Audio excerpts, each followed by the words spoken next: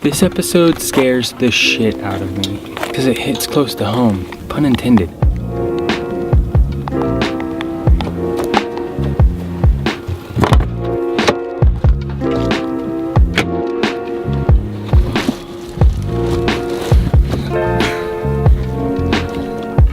This episode's gonna be about veteran homelessness. My name's Scott, you're watching Regular Veteran.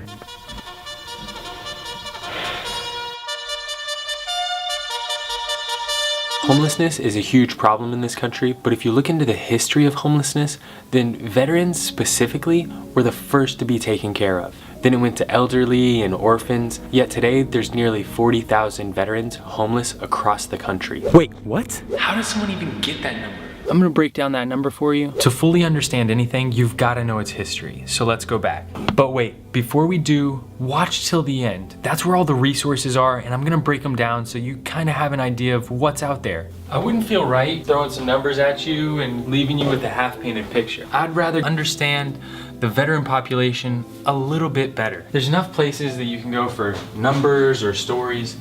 In this episode, I'm gonna try and give you context so that those numbers make sense and those stories add up. Did you know that the payment system that we use now is actually entirely based off of the pension system from the Revolutionary War? What? It's true. Before the Revolutionary War was even technically over, veterans in Philadelphia, our nation's capital at the time, marched on the State House and ended up surrounding it. Congress heard their cries and passed legislation to get the Continental Army paid. It took another 50 years before widows and orphans would be eligible for the bonus of their deceased loved one. See, any soldier that served in the Continental Army was promised anywhere between 100 and 1,100 acres, depending on their rank by the end of the Revolutionary War, plus the bonus wage at the end of the war. That was the general payment for service up until the 1860s, when over 73 million acres of American land had been given away. America was trying to expand. These benefits were also given to soldiers of colonization, pushing out indigenous tribes across the nation. It was literally the Wild West. Find some land and build a house, push out whoever's there, and it's yours. Then the American Civil War happened. States in the South gave Confederate soldiers pensions, but federal Civil War pensions were only given to Union soldiers, their widows and orphans as well. During this time, cities across the nation saw a rise in what they called vagrants or vagabonds, unwanted people with nowhere else to go. It wasn't just veterans though. Hundreds of thousands of people across the country. After the Civil War, our country was torn apart by more than ideology. War creates homelessness, regardless of veterans. This war being on American soil, Americans saw firsthand the kind of devastation war creates. Civilians become refugees when war destroys their home. Refugees meaning homeless in another country with less access to probably fewer resources.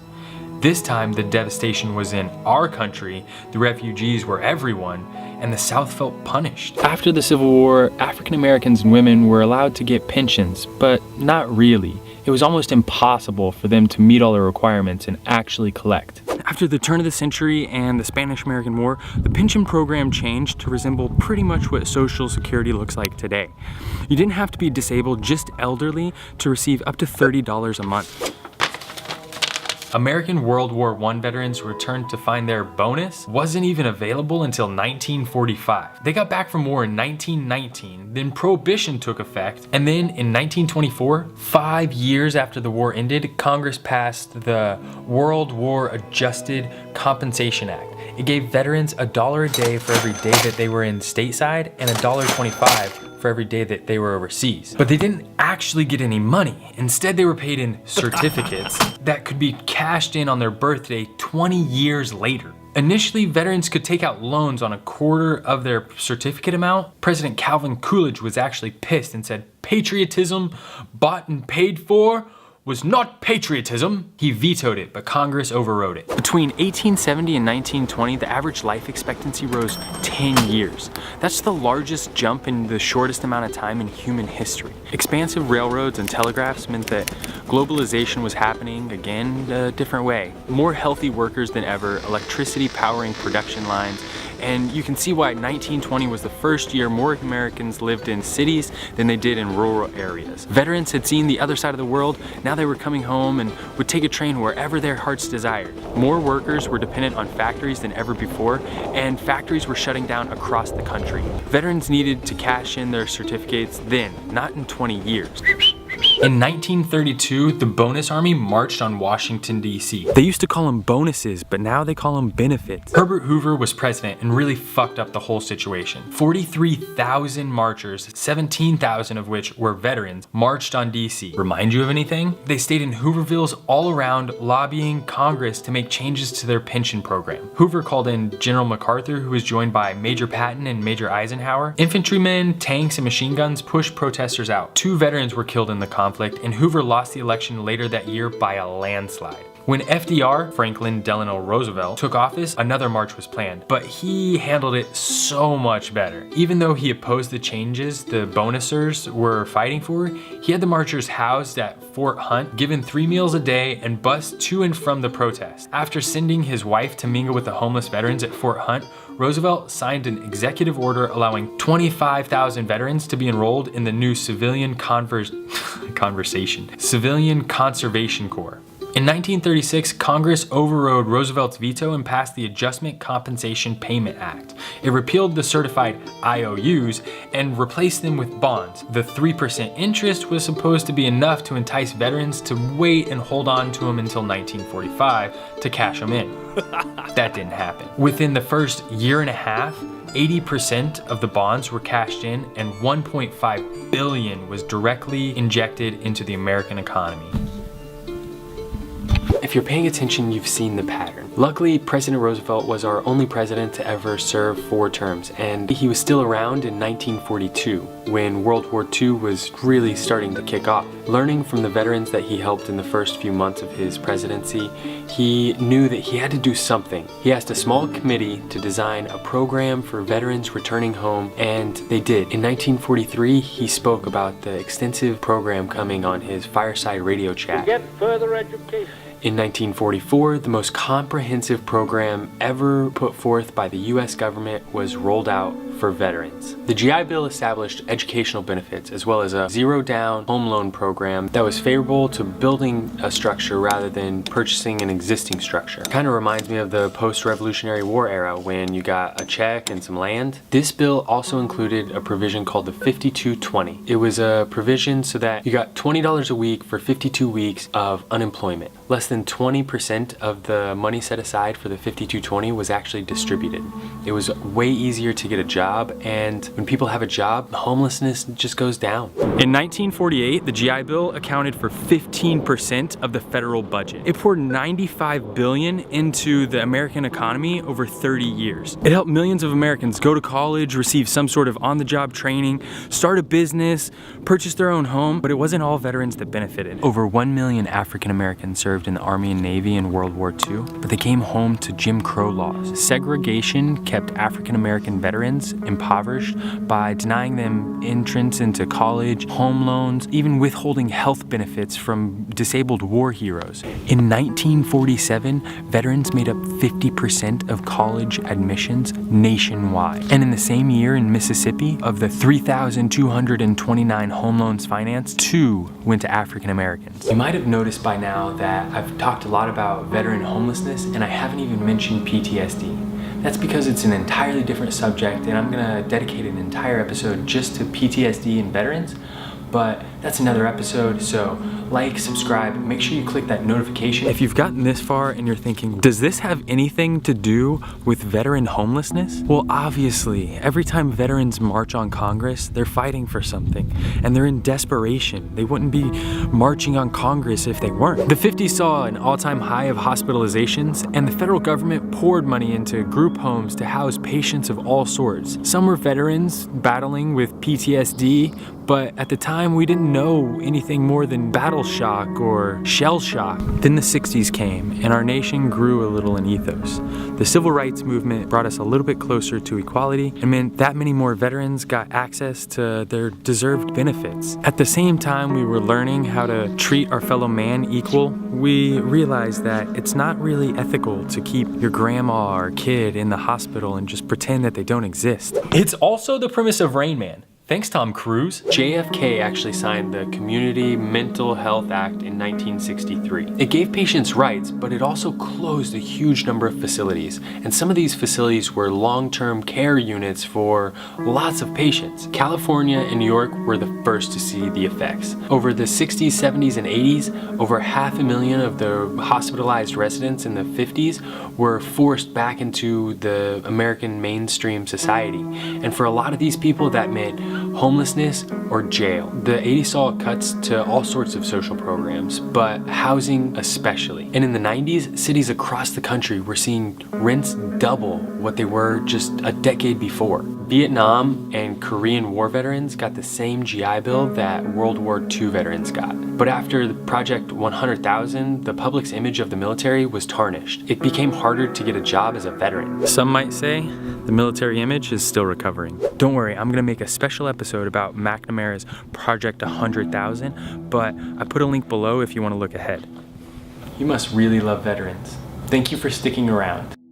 From 1990 into 2007, the number of homeless increased yearly. In 2007, there were an estimated 650,000 homeless. In 2009, there was 74,000 homeless veterans, but by 2016, that number was 47% less to 40,000. Since 2017, homelessness has risen again, but veteran homelessness has actually continued to drop. In 2018, there were roughly 37,000 homeless veterans, making up 9% of the homeless population, even though veterans only account for 6% of the general population. People of color actually make up 33% of homeless veterans, even though they account for only 12% of the veteran population. Female veterans make up 8% of the veteran homeless population. In 2016, the states with the highest rates of unsheltered veterans were Hawaii, Mississippi, California, Oregon, and Nevada. The 5 states with the fewest unsheltered veterans were Rhode Island, New Hampshire, Massachusetts, Nebraska, and Delaware. Way to go. Okay, to answer your question about how does somebody even get these numbers, well, every year there's a point in time census done, and it all happens over one night, maybe 24 hours, but thousands of volunteers go out and go through their own cities and try and find as many homeless or possibly homeless as possible and conduct a survey. They add that to the information that they get from the shelters, and we get some semblance of an idea of what the homeless population looks like in our country. So obviously these numbers are our best effort, but they're far from accurate. In 2018, some statisticians and coders got together and reran the numbers in LA. They found that the 53,000 number collected on that one evening was likely an underestimate by approximately 50,000. Collecting a single number on a single night meant they missed anyone homeless on any other night of the year.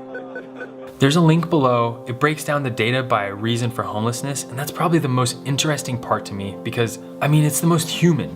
The number one reason for homelessness was loss of job, then substance abuse. But after that, it's really normal life shit. I mean, household conflict, breakup, eviction, no family support, mental illness, release from prison, death in the family, medical expenses, domestic violence. These are thousands of people's lives every single day. People are made homeless every single day, and I'm sure thousands of friends and family crash on each other's couches every night. When I watch the news, I see a wildfire, a hurricane, a tornado, whatever destroyed a town, and that's what I think of. How many people in that town woke up, in their bed and then went to sleep wherever they could find shelter? How long is that family gonna stay on someone else's couch? How long are they gonna be homeless? There's over 136 million homes in the United States. We have a population of roughly 325 million that lives in 130 million households. We have a 6-to-1 ratio on empty homes to singular homeless individuals. It's not a matter of space, it's a matter of thinking. I don't know how to get the roughly 40,000 veterans that are homeless any given night a home, but what I do know is that there's people out there that want to help. There's people out there that have dedicated their entire lives to helping homeless veterans. I'm talking about nonprofits like USVETS, which has been helping veterans since the early 90s. Veterans Inc., another nonprofit aimed at getting homeless vets off the streets since the early 90s. You can see when that kind of started, huh? There's also AMVETS, DAV, IAVA, Volunteers of America, and I talked to a Marine veteran that's living at a Salvation Army shelter with his family. Veterans with families that are homeless only make up 3% of the homeless veteran population, so it's harder for them to get placed in a shelter. The Salvation Army really took care of him. Below are the links to everything I've talked about. There's also a link to the National Resource Directory. It's a comprehensive list of the resources the government has on record for national or local programs around the country to help veterans and their array of benefits. There's also a link to the VA website for homeless housing. It talks about the VA funding 600 agencies that provide 14,000 beds for homeless veterans every night. I sincerely hope that you learned something about the homeless veteran population from this video. I know I did. I learned so much just from making it. I didn't want to give you numbers without context, and context without numbers is just story. So it's important to remember that every single one of those numbers is a story. A laugh, a smile, a hug, a human experience. Just know, no matter how bad of a day you're having, that homeless person is probably having a worse day. Instead of making some sort of judgment, find empathy. I've never actually been homeless. Anytime I've been down on my luck, I've had some sort of family or friend to lean on. But I've thought, what would happen if I didn't have this amazing support network? Where would I sleep if I didn't have my... You can see why the numbers are so confusing. If you look at one resource, it says one thing. If you look at another, it says another. And the people that are breaking down those resources are saying that they're wrong altogether. I don't know if it's 35,000, 37,000, 40,000 veterans. Hell, it could be 100,000 veterans every year find homelessness for at least one night. We really, really desperately need to change that for veterans, but we also need to change that for everyone. Even if every single veteran in America finds a home tonight, that doesn't mean that the battle's over. Over 500,000 Americans don't know where they're gonna sleep tonight, let alone privacy, security, what they're gonna eat next. You don't have to dedicate your entire life to helping homeless veterans to make a difference. A difference could be spare change, a warm meal, just a smile, a glance. Acknowledgement goes a long way. Thank you so much for watching. I mean, from the bottom of my heart, thank you. If you're a veteran facing homelessness, reach out to me. However you can, wherever you are, and I'll do everything that I can to help you find a shelter. You're watching Regular Veteran. My name's Scott. I'll see you on the internet.